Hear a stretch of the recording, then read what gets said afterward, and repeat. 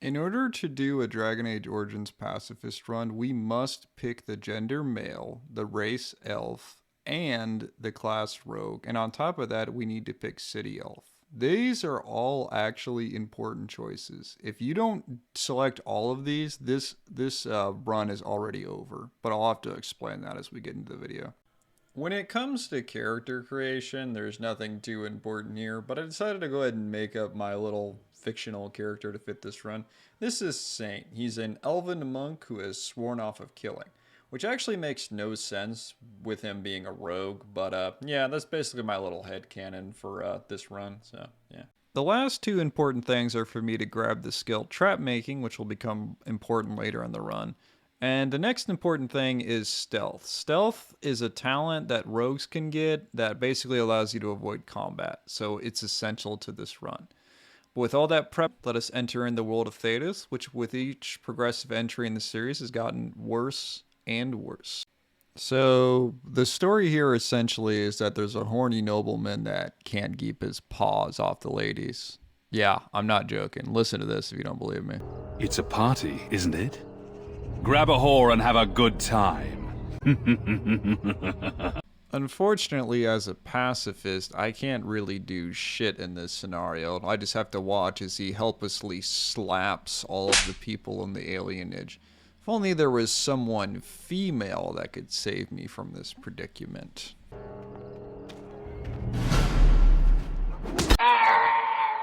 Unfortunately for our character, Vaughn is not dead. He comes back with a squad of goons, he kidnaps the women, he slaps me in the fucking face.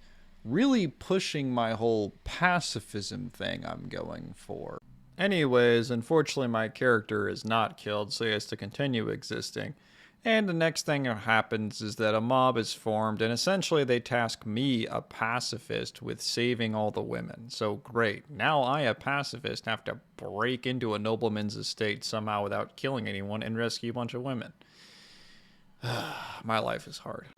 Alright, but enough of my horrible sense of humor. Let's actually get into the essence of this run. So now we are officially in combat, or we're going to get into combat. So there are a few things I should just kind of outline immediately. So Dragon Age Origins, if you haven't played it before, is a squad party-based game. So you fight as a party. The problem here is that I'm a part of a party, and they automatically want to attack people on my behalf. Also, I'm utilizing the skill Stealth to avoid combat. Saurus, who is my companion, cannot use Stealth. So what do? You can't really proceed opening doors or going to new areas if you're in combat. Dragon Age Origins will actually block you from doing that.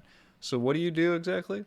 Well, the solution is actually kind of simple. You have your companion die, and then you get out of combat by fleeing, and I come back and I resurrect him. So yes, this is in essence how a lot of the combat will go in this game. Anyways, now that explanation is over, really all we have to do now is sneak past these dogs and then enter the estate proper, which we immediately lay the smack down on this fucking old man. How dare you work here with this perverted motherfucker? Some people might question whether or not that slap was pacifistic, but he's not dead. I never claimed I would never hit a bitch in the face. All I said is that I wouldn't kill somebody. Unfortunately, our slap has attracted the wrong attention and we get into trouble. But we do get a savior in the most unlikely of sources. If you'll excuse me, I'm getting out of here before the storm hits. Our luck does eventually run out, and unfortunately we run into the wrong room of sorts, and combat begins. There actually is no way around this combat encounter, but this is the reason I did pick the City Elf origin. You see, the City Elf origin is actually kind of interesting and cool in that two things. Number one, you can literally just skip to the boss by getting to his room and opening the door. And number two, you can actually make a deal with them. Don't worry, we'll make short work of these two. Quiet, you idiot! They're covered with enough blood to fill a tub. What do you think that means?